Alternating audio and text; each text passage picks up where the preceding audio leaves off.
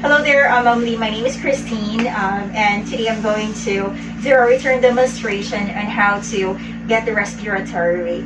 The first thing we'll have to do is to understand the purpose of why we have to get the respiratory rate. Number one is this will basically acquire or give us, baseline data in which future measurements can be compared.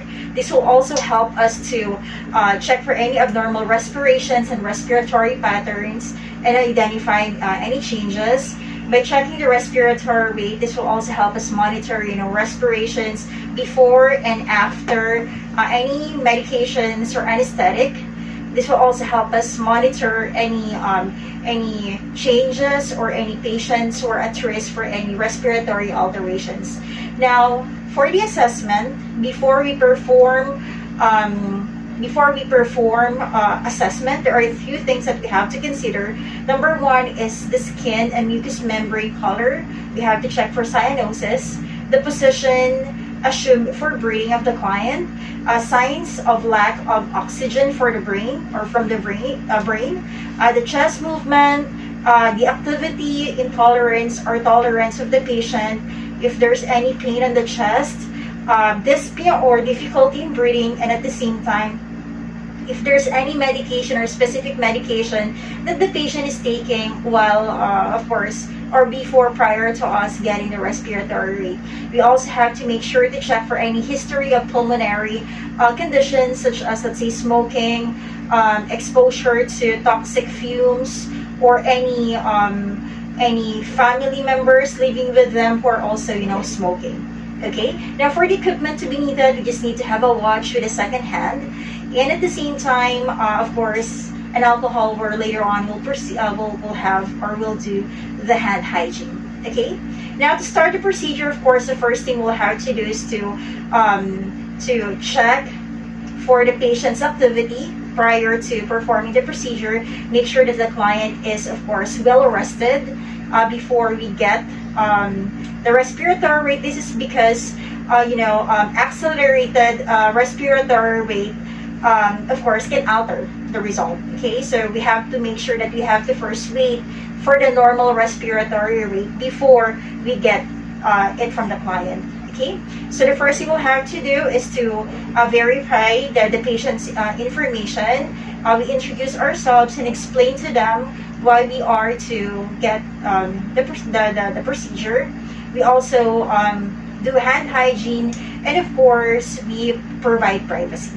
Okay, so let me start. Hi, sir. My name is Christine.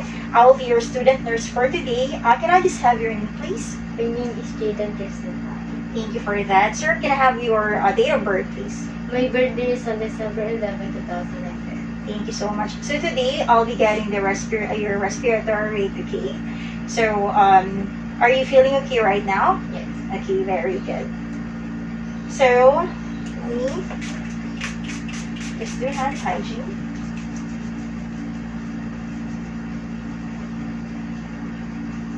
And again, we just have to make sure that we provide privacy. So a while ago already, I already locked the door. And if, say for example, if there's a curtain, just to make sure that you cover or to move the curtain, just to make sure that you provide privacy for the client.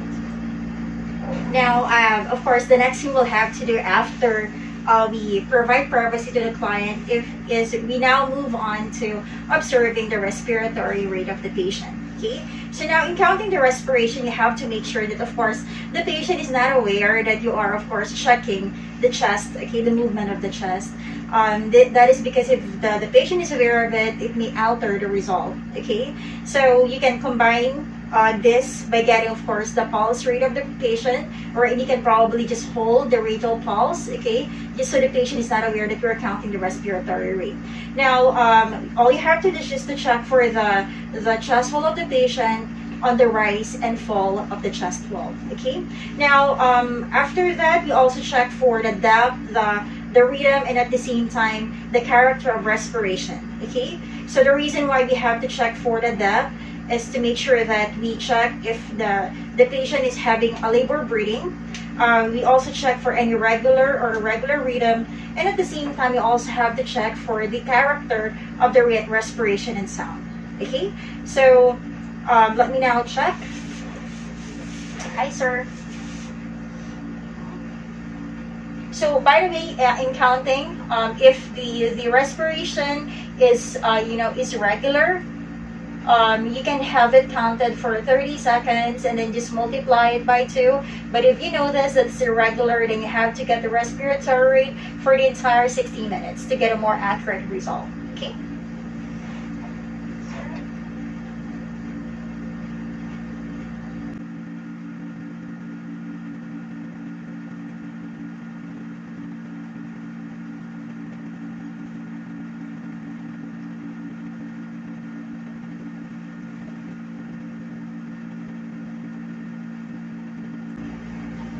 Alright, so I've already counted. The patient's respiratory rate is 18, okay? So, which is basically within the normal range because the normal range is from 12 to 20. Now, for the depth, it shows that during the respiration of the patient, notice that there's a shallow respiration. So it's not basically, the patient is not experiencing any labored breathing. And I also noticed that the respiration are evenly paced, so the rhythm is okay. And at the same time, for the character of the breathing, respiration is silent and effortless. Okay. Now, moving on to the evaluation part. Of course, the first thing we'll have to do in evaluation is to make sure that we relate any respiratory rate with other vital signs. We also report to the primary caregiver if there's any alterations or changes on the respiration. And lastly, we also collaborate with other healthcare team, such as the respiratory therapist, regarding any care plan, okay, if needed be for the patient. So that's it for the respiratory rate, and thank you so much for watching.